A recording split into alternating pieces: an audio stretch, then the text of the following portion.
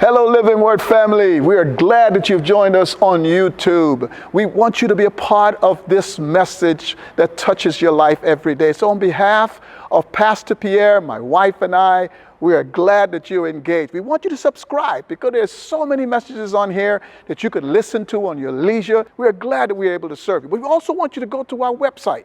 When you go to our website, you will find a lot more information, even the sermon outlines. And also, you can provide an opportunity for you to see a list of our materials, books that you can look at that meets your need, and you could share with other family members or friends. You could also give. As you give to Living Word, you know us.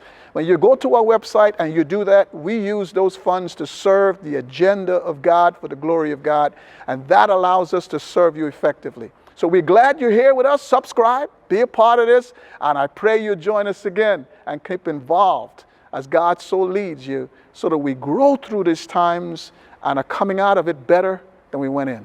Thanks for allowing us to serve you. There is no lie when we can say God is awesome. We may have some struggle with some other things, but we can't lie when we talk about God being awesome. What I would love to do is, if you don't mind, would stand with me as we read an awesome text and hopefully be able to enjoy the beauty of it, although challenging. In Deuteronomy chapter 8, verse 1, it says, "All the commandments that I am commanding you today, you shall be careful to do, that you may live and multiply and go and possess the land which the Lord swore to give to your forefathers. You shall remember all the way which your Lord God has led you in the wilderness for these 40 years, that he might humble you, testing you to know what is in your heart, whether you would keep his commandments or not. He humbled you and let you be hungry. He fed you with manna, which you did not know, nor did your fathers know, that he might make you understand that man does not live by bread alone, but man lives by everything that proceeds out the mouth of the Lord." I'm going to get down to verse 6. "Therefore you shall keep the commandments of the Lord your God, to walk in his ways and to fear him." I hope and pray that this message in the Word of God by itself is powerful. If you read it with me, you would understand that it speaks all by itself. I am just a messenger that's hopefully going to expound and exegete it accordingly. Can we pray? God, I just want to say thank you. I love you for your word. Your word is powerful just by reading it. And if we read it, we would realize that we have so much more we can do. God, I pray that nobody's coming in here to the word of God conceited or prideful. We can be living this journey and this Christian journey for all of our lives and still have something to learn. My prayer is that even at this service, people will walk away different than when they came, not because I preached an amazing word. It's because your word is already amazing. So God, I pray that you will do what you do best, which is convict the hearts of your people. That hasn't come from me. But one thing that we know comes from you is that it says you cause growth. I can't do it. So God, we love you. We thank you. In Jesus' name we pray. Amen. You may be seated. I'm going to do something different. I'm going to challenge you to look at 2023 and beyond before that. And I want you to, we often say this when it comes to a mistake we've made or something we've lived. And we say this phrase, it say, hindsight is 2020. Now, usually it's after we've done something wrong. And we look back and we're like, whew, hindsight is 2020. Some of y'all are going to probably say that tomorrow. Some of us are going to stay up later than we used to. Some of y'all going to wake up a little bit later than you used to, and you're going to say, whoo, I shouldn't have stayed up. I knew my body wasn't able to stay up to 12 o'clock. I haven't done that in 20 years. But hindsight is 2020. Some of y'all have been in relationships. Some of y'all have been in some situations with people that you love. Some of y'all have family that you have gotten into it with. Some of y'all have had bosses this year that you have not necessarily preferred, and you're going to look back on your life and say, hindsight is 2020. So what I'm going to ask you to do today is something different. Rather than give you a story about hindsight being 2020, is I'm going to ask you to get into the text with me and see that God has told you that in hindsight, no matter what you've been through, if you remember what you've gone through and remember who he is, you'll look back at all these years and say hindsight is 2020. This verse is basically putting things in 2020 vision for you. That he's asking the people that Moses is speaking to do something. And when he's asking them to do something, he's telling them why you should do it. But he's not banking on telling them what's going to happen, and he'll talk about it. He's telling them to remember what has happened. See, for many of us, the reason why we'll have a good year is what God will bless us with. We're looking forward to a prosperous 2024. We're asking God to give us more finances, more relationships, more love, more this. And we're saying, God, if you do it, then it's going to be a great year. Many of us are calling 2023 a bad year because we're saying, hey, God didn't do what I thought he would do.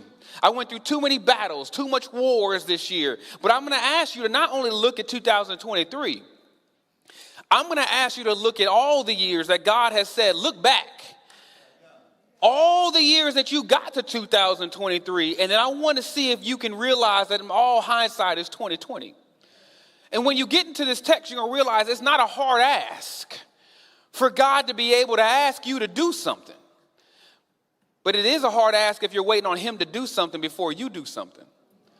That many of us are going to say, well, I'll be obedient. I'll go to church. I'll serve God when God does something else. And God's like, I just want you to remember.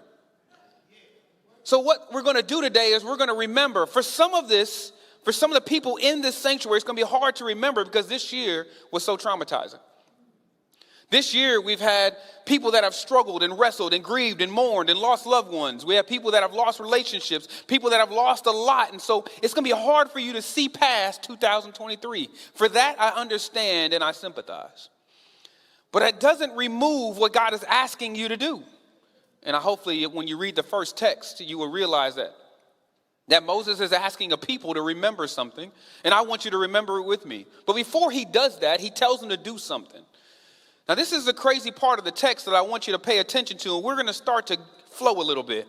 It says all the commandments, all of them. In Deuteronomy chapter 8, it says all of the commandments I am commanding you when? Present. So everything I'm telling you to do today, do it. Now be careful. Did he say all? Now I'm going to break it down like Pastor Lawrence. All means, and that's, can you do a half obedience? Can you do a delayed obedience? Because he's saying everything I'm telling you today. But the problem with what he's saying is he's already told them before. This is a repeated ask. They have already disobeyed consistently. But he's asking them to do all of them. So I looked up all just to make sure I didn't just give you the Pastor Lawrence definition. Although I respect and honor my elders, all in this text means go back all the way to when I gave you from the mountain. And I want you to look up everything I told you to do. Everything that was prescribed out of pay attention, the words of my mouth that I gave for you to do while you were in the wilderness. I want you to do all of them. Now, why would you have to tell people to do all of them? Because they haven't been doing all of them. They've been doing some of them. They've been doing what is convenient. They have been doing what they thought was necessary. They've even making up their own things to do. And God is sitting there telling them, no, you don't understand. I'm telling you to do only what I have told you to do, and I'm telling you to do all of what I told you to do. You're like, well, Pierre, that's simple. Well, let's ask yourself really quickly. How many of you are doing all that God has asked you to do? Here's the hardest thing about the text. It's not the fact that it's hard to understand. I just gave you the simplest definition of all time. It's the fact that it's hard to do it. You know why it's hard to do what God has asked you to do today? It's because you're living in a life, in a journey that has made it really difficult for you to do everything that God has said. Because some of us have been through some things where we're like, you know what, God doesn't deserve my obedience. And I'm going to prove it to you. I'm going to prove that the reason why we don't do all that God has asked is not because God has asked you to do something too hard. It's only because you don't believe or you don't have faith or you don't remember God's faithfulness enough to be obedient even when your life don't add up. So then I ask the hardest question. How many of you are holding things back on your obedience? And how many of you are waiting on God to do something in the future before you obey? And how many of you know what God has told you to do but refuse to do it? I don't know, like stay faithful in your singleness, to be celibate even when you want to love your wife as Christ loved the church and gave himself up for it. That means husbands should be loving their wives and willing to give themselves for her, even if she is not acting like maybe she is acting like the church. Because the church ain't perfect. Or maybe it's to respect your husband that doesn't deserve your respect. Yeah, every lady was agreeing with the first part. Or maybe it's to serve in the church that sometimes has hurt you. Maybe it's to go from the back and just sit and making sure you get that word to go home and sponge it, or actually using it to wash the dishes. I guess what I'm saying is everybody here has had things we know God has asked us to do. We just ain't done them. We know what God has requested. We've preached sermon after sermon after sermon. And some of us are like Facebook. We post pictures when we actually obey. We look good in our Christmas cards that we send out to everybody. But behind the scenes, we know we ain't obeying. Some of us still drop the same words we dropped from 5 years ago. Some of us argue the same way we argued a long time ago. Some of us send the same emails we send like we did a long time ago. Some of our attitudes haven't even changed. We get angry like we used to. We're still quick to anger like we used to be. And the person who knows how to push those buttons can get us there faster. I guess what I'm saying is all doesn't mean all, even if it's simple as saying all. And so therefore I ask you, before I even go continually into the text, is how many of us are holding things back and we're saying, well, 2024 is my year. I got some crazy news for you. If 2023 wasn't your year, 2024 ain't going to be it either. There is nothing magical about that 1 second that clicks over to 2024, other than if you sign checks still and you have to change the date. But watch what he says, though, because he's not just telling you to do all. He's actually telling you to do something about it, because he gives you some words before we move. That you shall be careful. That means you pay special attention to. So the only way to pay special attention to is to study so you can obey. Some of us have made up all of the commandments that God has given us. Some of us are like Pharisees. We don't pay attention to what God has told us to do. We pay attention to our legalism that told us to do. Some of us have made up rules, laws, obedience things that we have to do. And some of our family has to live in the box of legalism you created. And God's like, no. Pay attention to everything I commanded you to do. And make sure that you pay careful attention so you do it to the detail. Have you ever noticed God is detailed? I'm going to lay out this first point. I know it's going to take me some time, but bear with me. We'll get to some good stuff. But I want you to make sure that when he says be careful to, that means he says pay attention to the detail of your obedience. That means you can't do the bare minimum of obedience, and you can't just sit there and say, well, I did this, just not that.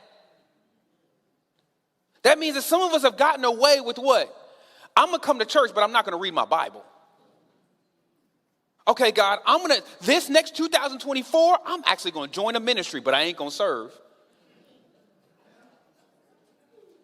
They going to call, and I'm going to even email back saying I can't wait. I guess what I'm trying to say is how many of you are paying attention to the details? You know what's funny? We'll pay attention to the details of what we like. Some of us even know our show's characters' names. If I were to ask you your favorite show and then said, well, name the characters, some of y'all will be able to list out the characters because you know the details of your show. Some of us watch The Bachelor and we know who the golden bachelor chose. And then we pay attention to see if they got married or not.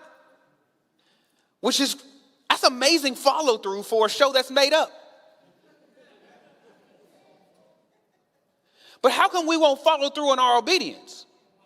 How come we won't say, God, I'm going to follow through and be careful to commit to do everything you've told me to do, but then he tells you something else. He says, I only want you to pay attention to, I also want you to serve in this. Be careful to do that you may, watch these words, live.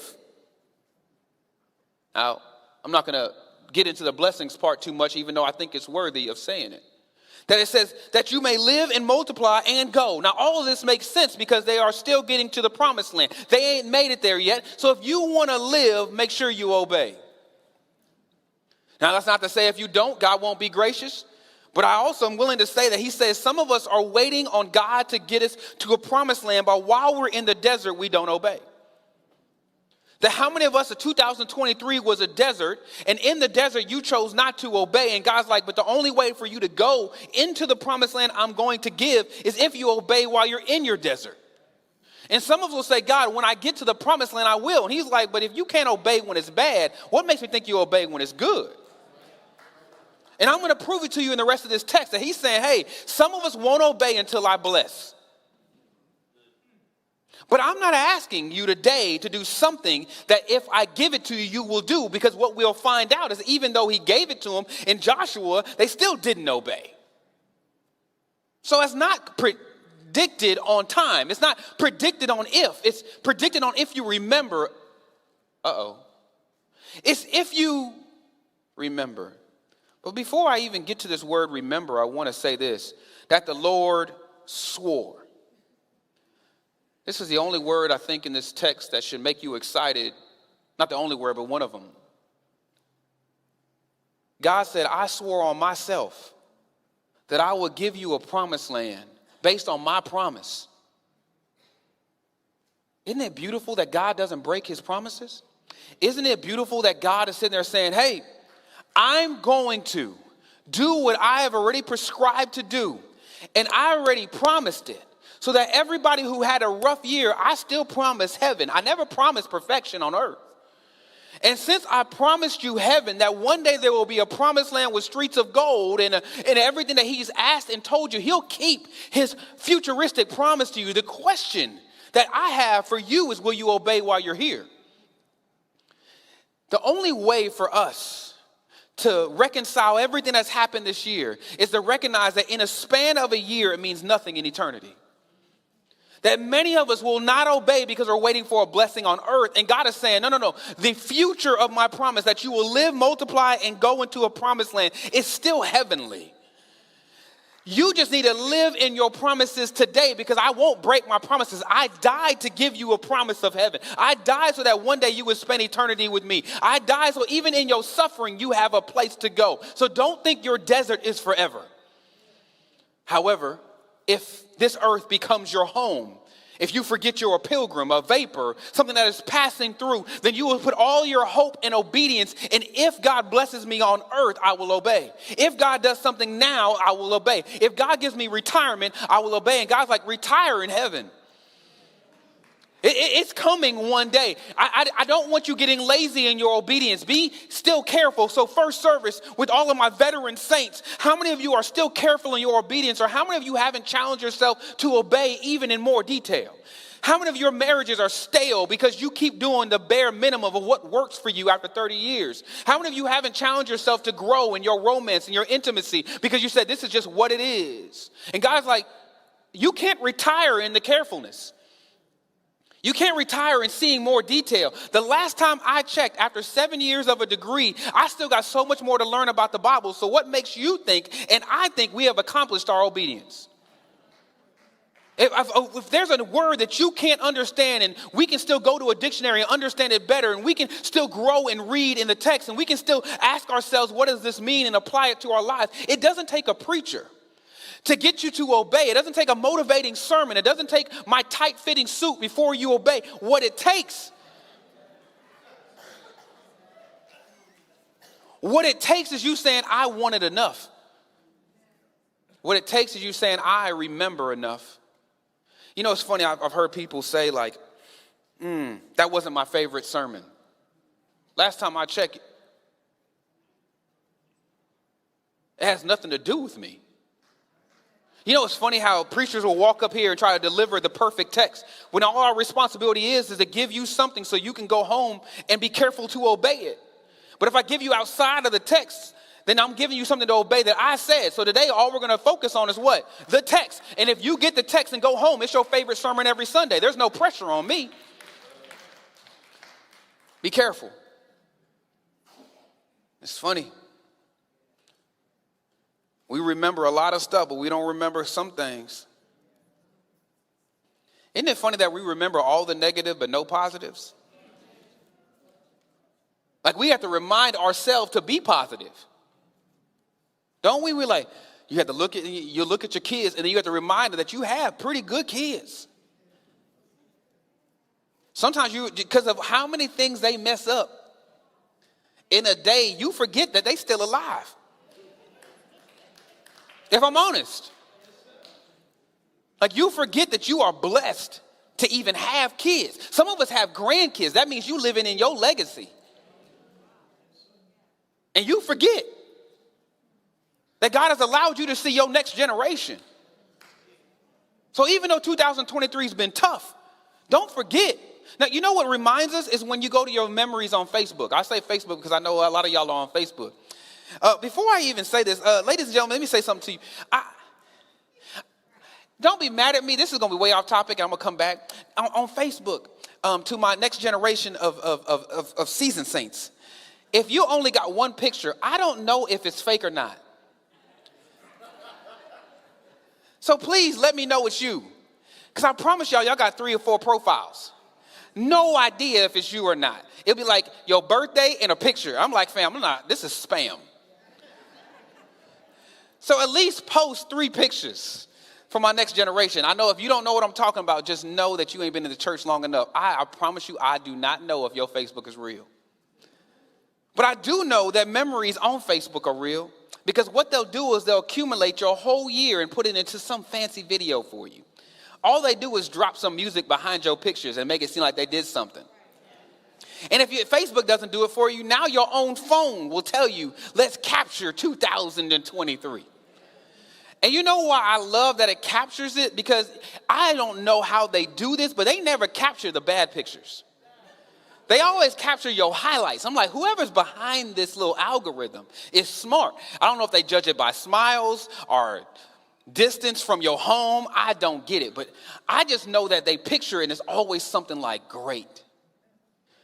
Like me and Monica, we gonna go on vacation again, but then Facebook reminded we just came back from vacation in July or December or something. I can't remember.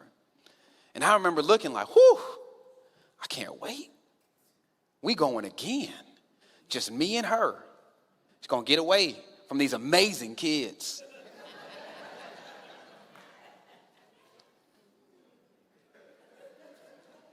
But I say all the memories because when we look through all the memories, it reminds us of 2023. But if it were to take us from the day we were born to now and take us of all the highlights in God's faithfulness, all the things that we often forget because we're so focused on the negative, all the things that we've forgotten because 2023 wasn't our year, but 2022 was, and 21 was, and 20 was, and there's so many highlights that you have been on things. You've seen the world, you've traveled, you've created friendships, you've lost some, you've got loved ones, you've lost some, and God is like, hey, don't forget, in the midst of everything, all the memories and everything I've done, even if you're still in the desert.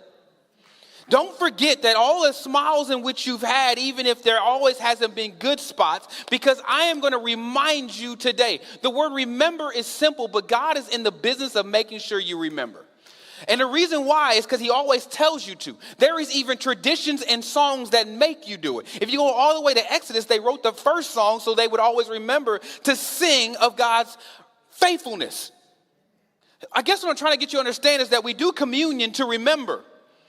Every Sunday, you're supposed to remember God's faithfulness to you. Every time we sing a song, we're supposed to sing a song not just about the future of what God's going to do, but about what he's already done. My point is, God is in the business of showing you pictures of how faithful he's been, even in the season or the year that wasn't yours.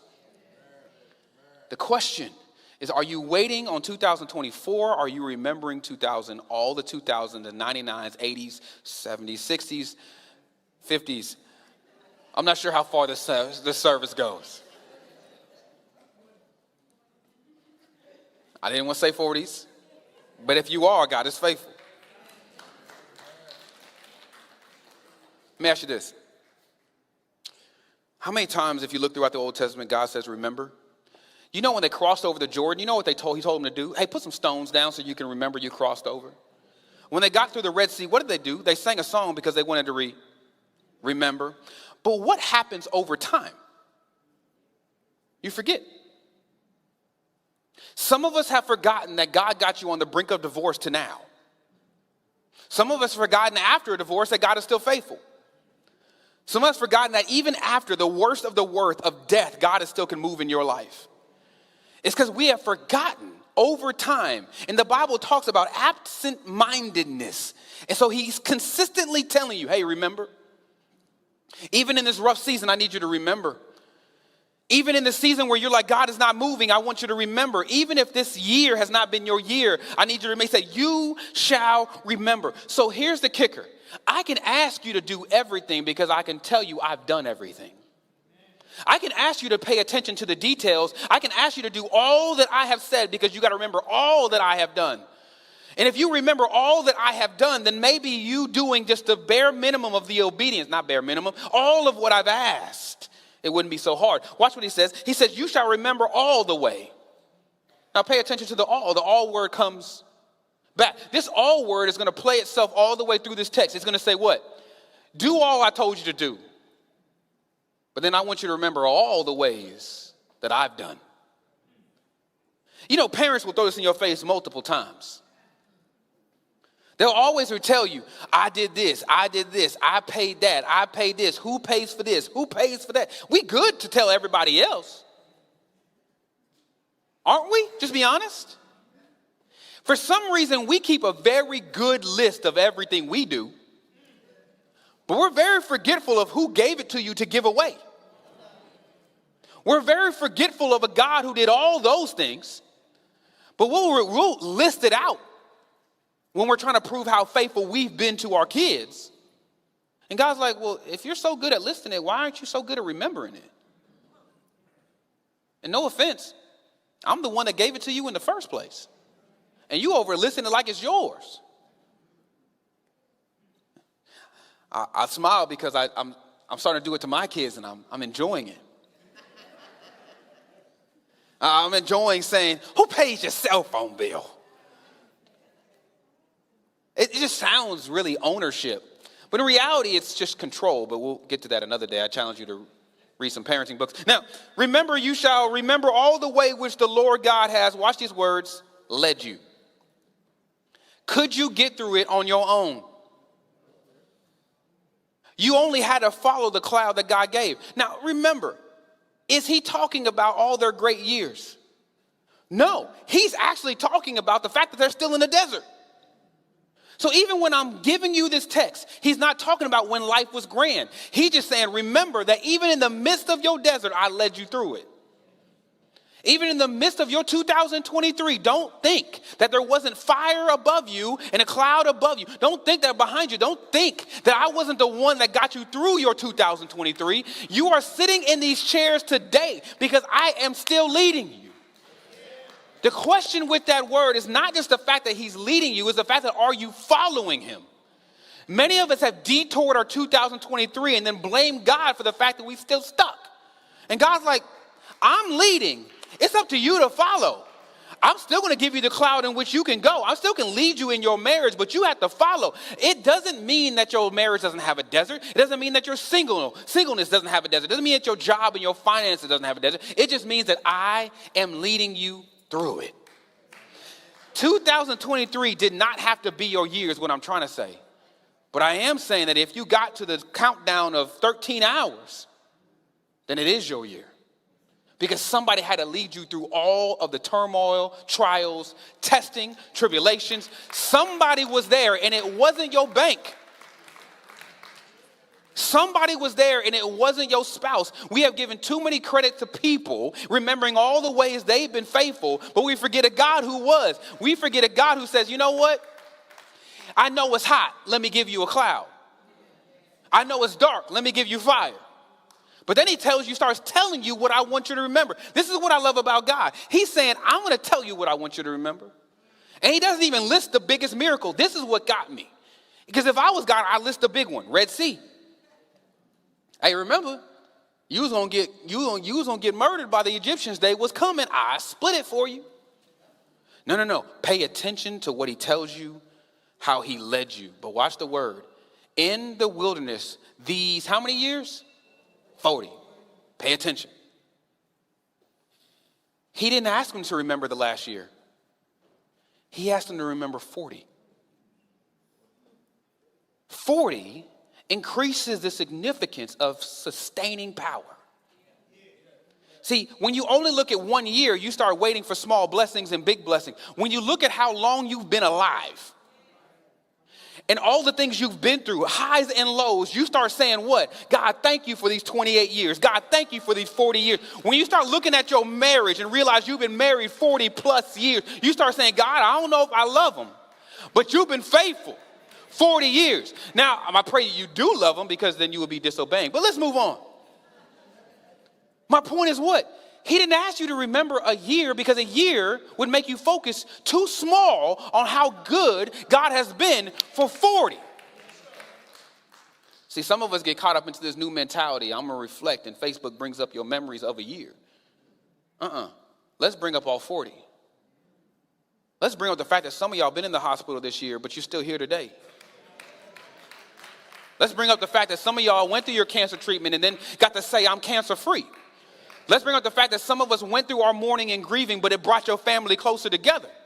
Let's bring up the fact that this church in itself is going to celebrate 30 years coming January.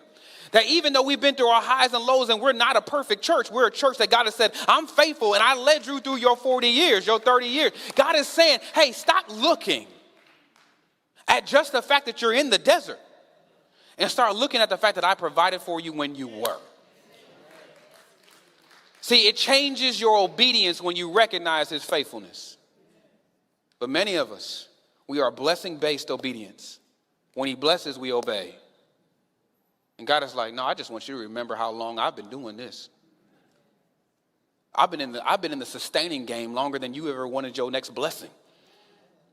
Look at your car and don't tell me sometimes you be like, God, it starts. Look at how we drive in Houston, Texas, and don't tell me God hasn't been faithful. Just look at the small stuff for a second. Look at the small improvements in your marriage and stop complaining about the things you wish he would change. I got news for you. He may never stop snoring. He may never stop. Like, this man is trained snorer. This man or woman now.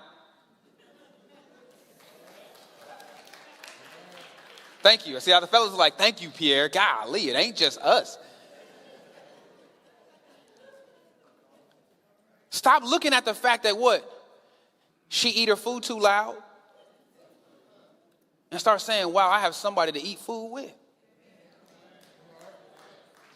Like, I wonder if you were to look back and say, how many times God has blessed you with sustaining the things that you've broken. The things that you've messed up in 2023. The disobedience you've given to God. And then God's like, no, I'm going to give you another year. And then I'm going to give you another year. And that's why what? New Year's means nothing to us because we just used to God sustaining us. Some of us go to bed at 8 o'clock because we ain't going to celebrate nothing. We like, man, what changed? What changed? I'm going to wake up tomorrow, go right back to work. What changed? And God's like, a lot has changed. I gave you 365 days of grace, sustaining power. But let me prove it to you. It says 40 years that he might, watch these words, I had a purpose to your desert. This is hindsight 2020. See, you looking at the desert like, oh, we going to get to our promised land. I can't wait till we get to our promised land. And everybody does that. We put our hope in the future, but forget that God is teaching you lessons in your desert. Like we're like, oh my God, I can't wait. I can't wait till. And God's like, remember, because you're missing every lesson I gave you for 40 years. And the first one he gave you is this word, what? That I might humble you. Oh, if America were to hear this sermon, if Living Word would hear this sermon, what you're often going through is God telling you you need him. Like, sometimes we do this thing where it's like God gives his battles to his toughest soul. Stop. That's not even biblical. He gives you battles he can handle. And he gives it to you so you can finally recognize you can't do it. You can't fight it. You can't do nothing. All you can do is depend on God. See, this is what makes you humble. It makes you humble when you realize you can't do nothing. When you cry in your bed at night and knowing tomorrow you can't change nothing, that's when you like, oh God, it has to be you. See, when you're in a desert and you have no idea what you're going to eat the next day, that's when you depend. Oh, he's going to tell you. That's the funny thing about God. It's a funny thing about God is he's going to tell you, hey, I did this on purpose. He said, I wanted you to feel dependent, but I also wanted you to know that everything I did was supernatural. Your natural couldn't do it. And hear this out. You can't naturally change your wife. You can't naturally change your boss. You can't naturally change your husband. That not only when I say I wanted to humble you, the word humble means to make you dependent upon me, but it also means to let you know that you can't do it in your natural. There has to be something supernatural that changes your current circumstance. There is nothing you can do. And I'm going to say this and it's going to hurt your feelings. There is nothing I can do as your pastor either. I pray to the same God you do. Now, the prayer is I study enough to give you what? Proverbs, wise counsel, so that you can go be obedient to the word that's already powerful, and the supernatural will take place because you're obeying a supernatural God. That has nothing to do with me having an extra line to Jesus. I don't have a way to get through the busy. God is answering everybody's prayer accordingly with yes, no's, and waits. So I guess what I'm trying to say is stop depending on man. What God is saying is supernatural problems. Some of us have been going to this after this, money after money, listen to podcast after podcast, and God's like, just stop with the noise. I'm not saying don't listen. I'm not saying don't get counsel, but at the end of the day, he's saying you're going through it so you realize only I, the supernatural, can do it. You can't fix it. And this is why I know I'm true. And you can pay attention to your text because the next thing he says is he says something that you can't do. Watch what he says. So not only would I humble you, but watch these words. He says that I'm going to test you. There's two words we're going to pay attention to just really quickly as we get closer to the end of this sermon. He says that I'm going to humble you and I'm going to test you. Now, I'll get to this test word in a second, but the word test just simply means that I'm going to allow you to learn your lesson. Uh-oh. But before I even get to the test word, let's pay attention to this humble word. How did he humble them? He tells you how he humbled them. To know what was in your heart. This is a testing word. We'll get to that. He humbled you and let you be hungry. Oh, what? Wait, whoa. You remember when they was walking, they started to complain, right? You remember? Y'all remember in Exodus, they were walking, they were like, man, where the food at? And then what did they say? Like many of us have said, man, 2022 was a better year. Right? And that's what they started to say, man, Egypt wasn't so bad. At least we ate. He's saying, I let you feel the hunger. Pay attention. Not that they were dying. I just let you feel it. I let you experience the fact that when you cried out, I answered. But then he says something in this humility word. I want you to gather this one. He says this. He says, I let you be hungry and fed you with, watch these words, manna. I did it, but out of my mouth. The word manna just by itself in definition means out of the mouth of God. That means you couldn't feed yourself. Y'all couldn't hunt enough to get food to feed the million people. Y'all couldn't even drink enough. I had to crack rocks for you. So at the end of the day, you were only fed out of my mouth. See, we hate that because we want to feel like we are dependent on self. This whole world has taught us, depend on yourself. Pull yourself up by your own bootstraps. Get yourself your own raise. And God's like, I'm going to let you be on the desert of your job until you realize I'm the only one who gets favor. I'm the only face you need to seek. You can't please enough people to get your promotion. At the end of the day, it's going to be me. At some point, you're going to realize that in the desert of your singleness, that God is not trying to give you favor by you becoming a better Instagrammer. Changing your profiles and your filters on your face. If you got to fix your face to get a man or a woman, he's saying that is something that you shouldn't do. I bring you somebody. See, it's okay to realize that manna only comes from God. But what did he say? He says, which you didn't even know what it was. This is the crazy part. You can look at Exodus 16:15, Exodus 16:4. They didn't even know what the product falling from heaven was. They couldn't describe it. They were like, what is that? Can you imagine someone falling from heaven and it lands on the ground? You're like, should we eat it? There's a lot of it. It looks edible. We just cried out to God. It came from only a place that God can send it from. It didn't come from the ground. You notice he had to send it from up above so you would know where the product came from. And it says even your fathers didn't even know what this was. They couldn't even describe it.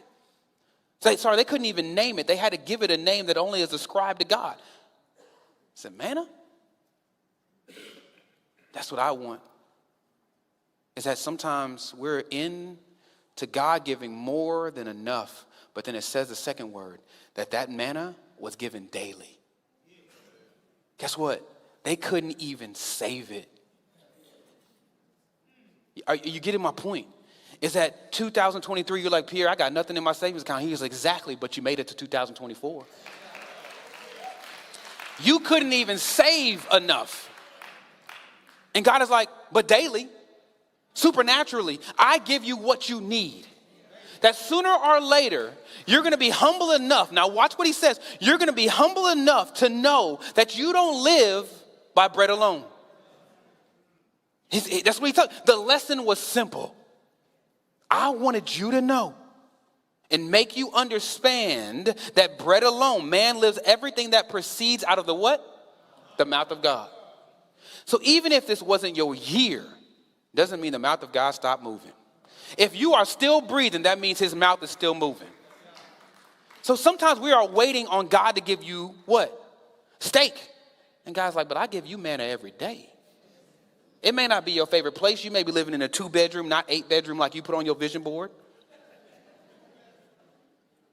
The rent may have gone on. Inflation might have got you with the eggs this year. Everybody's trying to get off eggs because it's so expensive. I get it. It may not have been your year, but everybody. This is when I know America ain't struggling.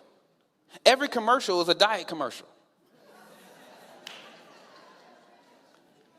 Every commercial. You want to work out? You want to lose weight fast? Take this pill. Magically, 70 pounds, gone. We ain't struggling to eat. Here's the funny thing about America. Well, some people are, excuse me. Let me be honest. Sensitively, some people are, excuse me. But let me say it like this. God has been giving daily. So even if it ain't your favorite restaurant, he's giving daily. But just again, it comes out of the mouth of God. Then he says, I'm going to test you. And I kind of hinted at this. I want to give you this word because I'm going to lay it out in detail. He says, the word test means to ascertain what you know. This word is, some people mean, it could also mean to chastise or discipline, which he's going to hint at later.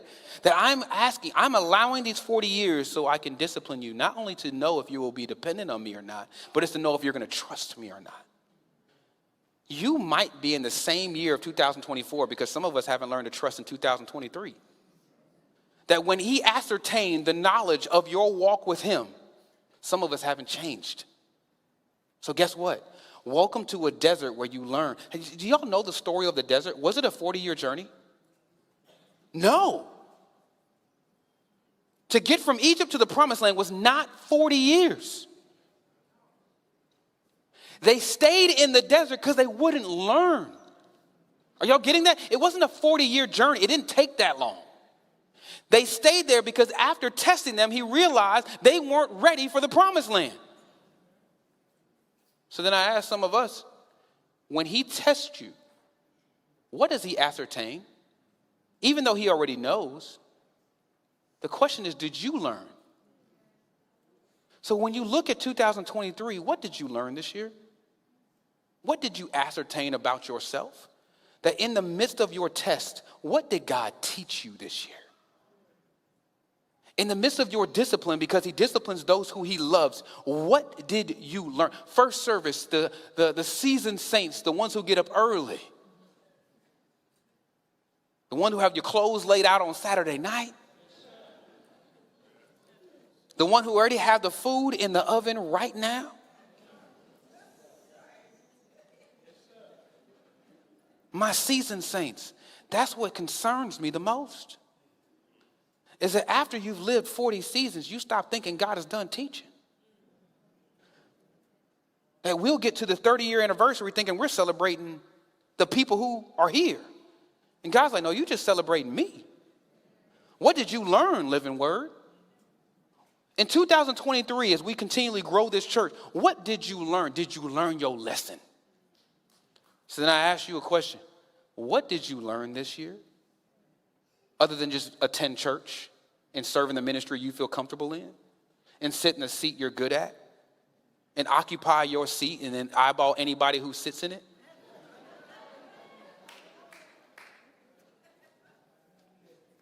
Like, what was new this year?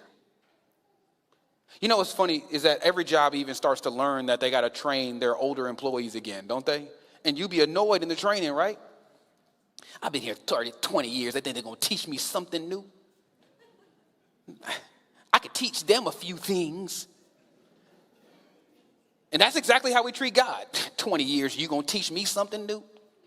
I could teach God a couple things. And God's like, I'm not done teaching you. And maybe you're in the desert still because you ain't learned. And you keep telling God, man, 2022 was the same, and 20 was the same, and 21 was the same, and 19 was the same. And he ever looked and said, have I learned anything? Let me give you some more definitions. Testing reveals his purpose and his will. So not only is it to discipline, not only is it to ascertain knowledge and ascertain and let you reveal to you what you need to learn, it is also so you can be revealed to the will of God. Some of us are running from the test that reveals the very purpose of our life. And then we complain that we don't know the will of God. And God's like, but you didn't go through the test. You ran from it. The moment you got into that discussion with your husband, you ran. The moment your wife brought up the same thing that you ain't learned, you ran. You went back to your garage, your safe place. You went back to your office to get away from your family. And God's like, well, then you're just going to be the same husband. You can't even understand my will if you won't go through the test.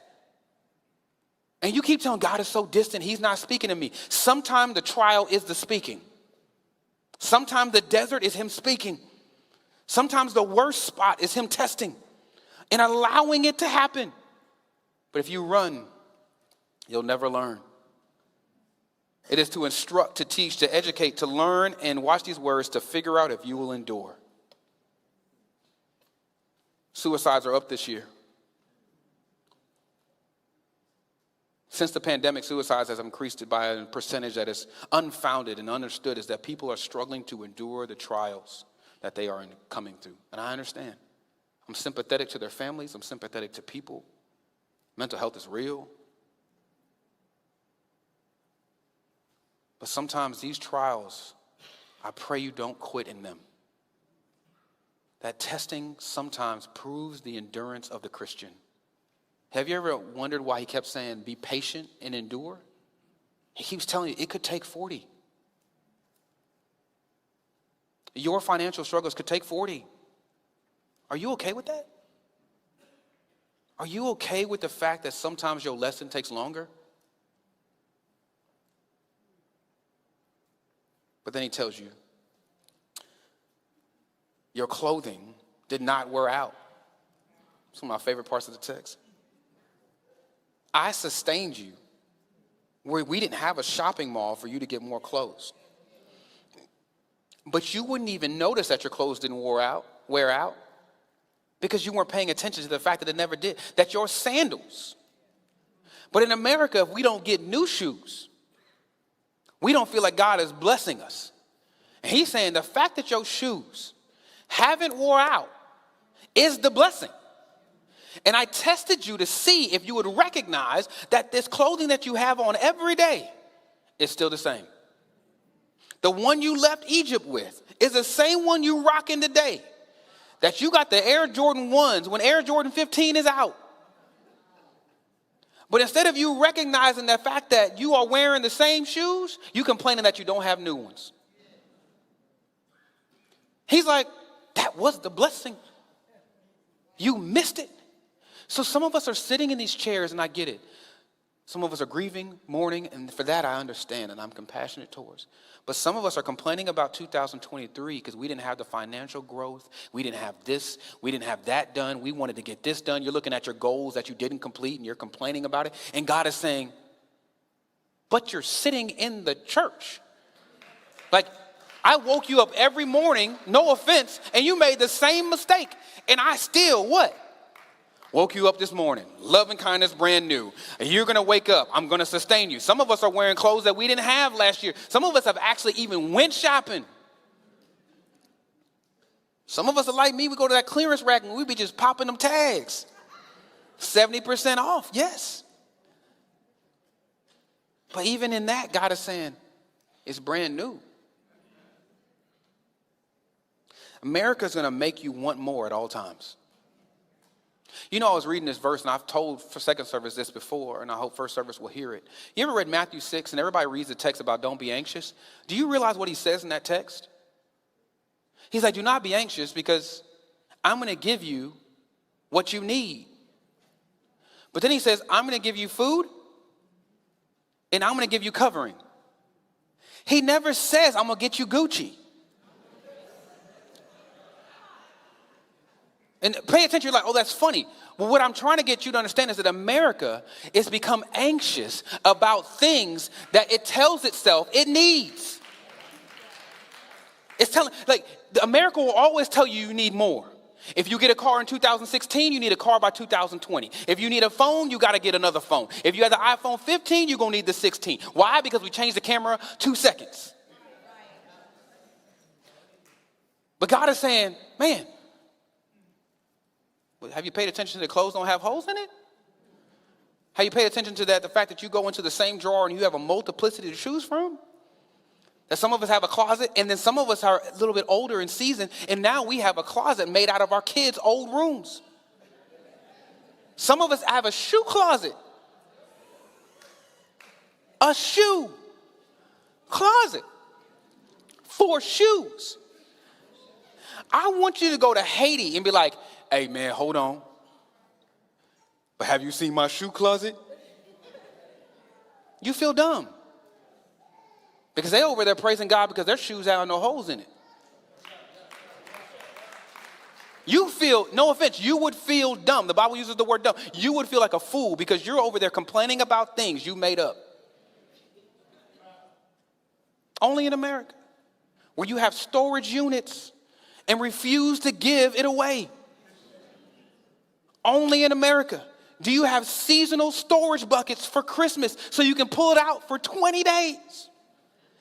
Inflate it in your front yard. It deflates at night. Your electricity bill goes up.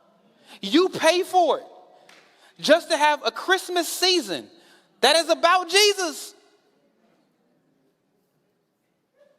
And then we'll complain about it. Hobby Lobby makes millions off of it. He's saying, but I didn't let your clothes wear out. So stop saying 2023 is not your year. Start saying, man, I'm so thankful I don't got no holes nowhere.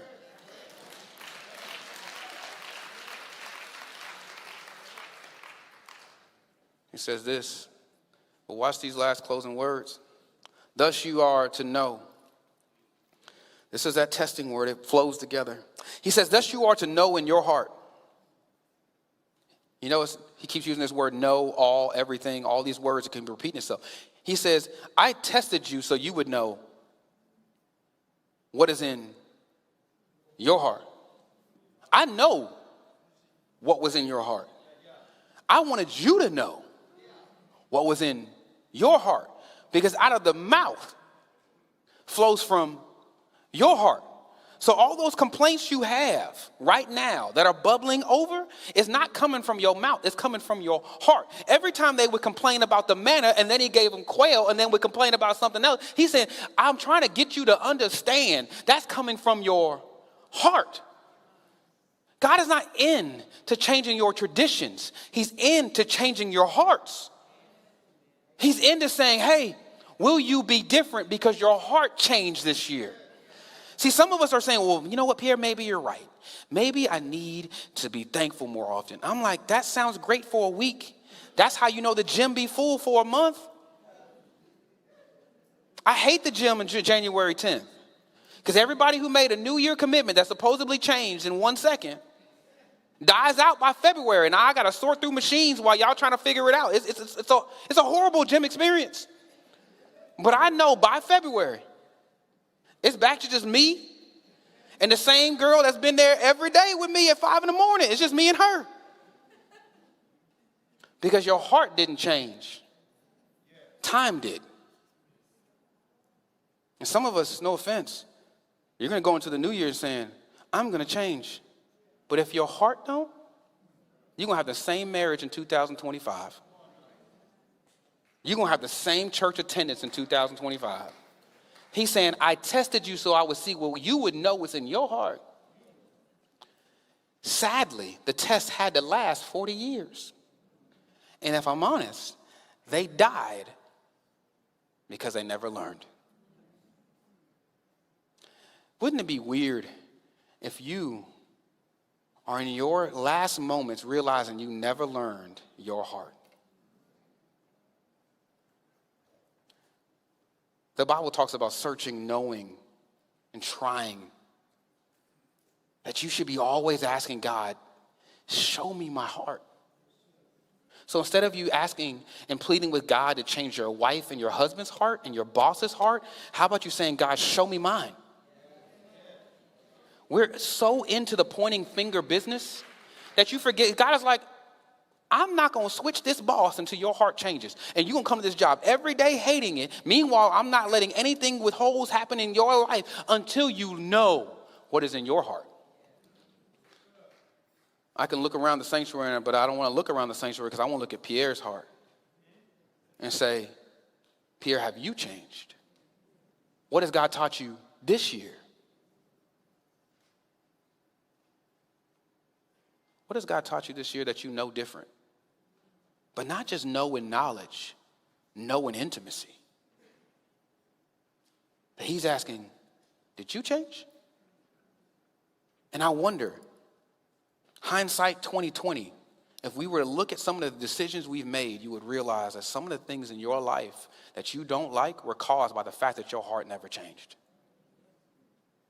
You know how many sessions I've been in where they were like, well, I probably could have avoided this if I just would have changed. And I'm like, yeah. You did 7 months of you being stubborn and hard-hearted, only for the results to bear what a hard heart produces. And now you're sitting in a counseling session because you refused to learn the first 3 times. And I'm not saying people don't need counseling. What I am saying is you got to search your heart before you get there. But then he says this, therefore, that's how he concludes. You shall keep There's three things he closes with, and there's three things I will close with. Remember in the first verse he said, hey, do all these things. Then he tells you to remember everything.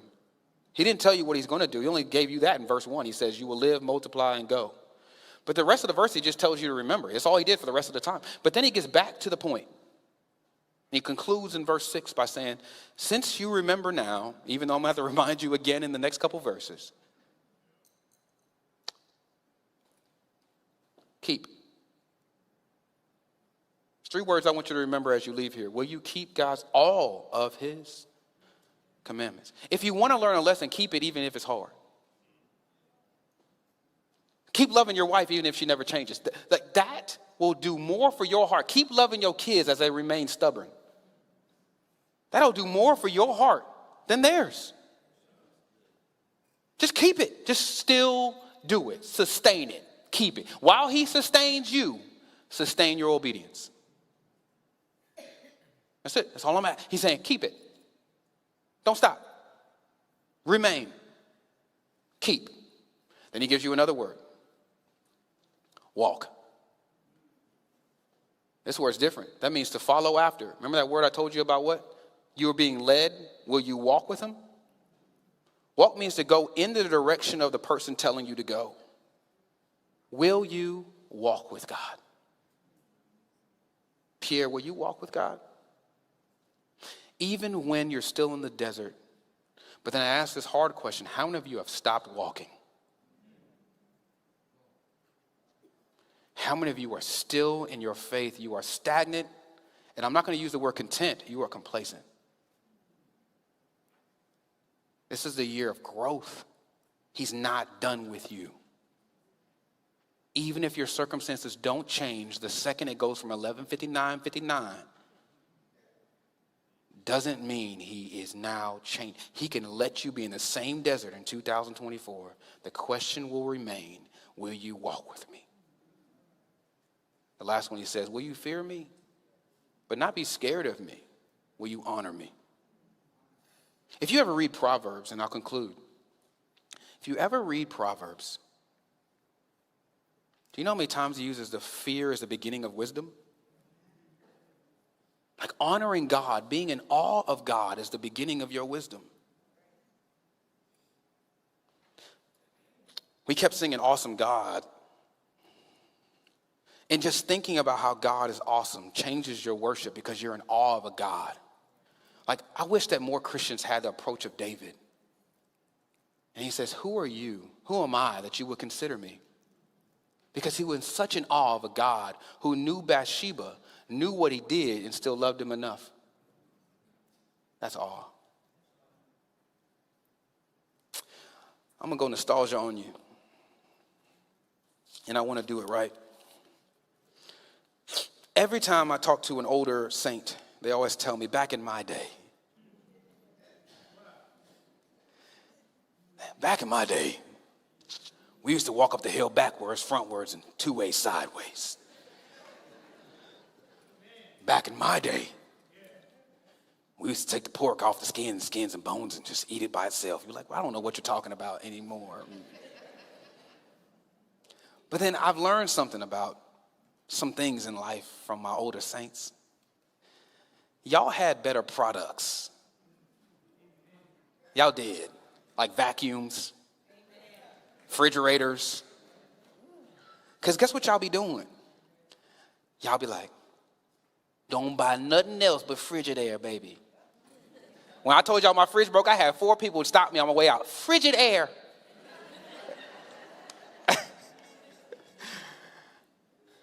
When I was buying a car, nothing but the Fords. Even though that's not panning out for some of y'all. What do they start doing? You start saying, because this brand has been good to me, I'm going to stick with it. Some of us still have the vacuum that the bag inflates when you push the button. I seen that. We all like kick it, hit that button, go. I've heard about it. Some of y'all still have house phones. And you'll be like, y'all walking around with these cell phones, but my house phone worked just fine. It never go out on me. Don't need no batteries. Don't have to charge it. Yeah, but you also don't leave the house.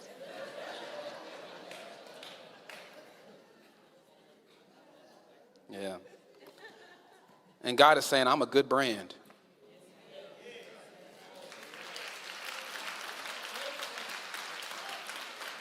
For 40 years, I've been faithful. I don't break.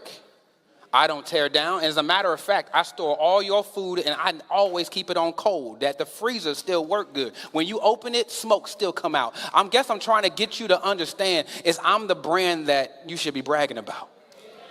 So even if your 2023 wasn't the year, don't forget I haven't went out. Don't forget that I'm still ticking. And I'm still the brand that you should be telling everybody else about because I've been faithful. But in order for you to do that, you got to remember. Let us pray. We are excited that you have joined us, and I pray this message touched your life. We pray that you enjoyed it.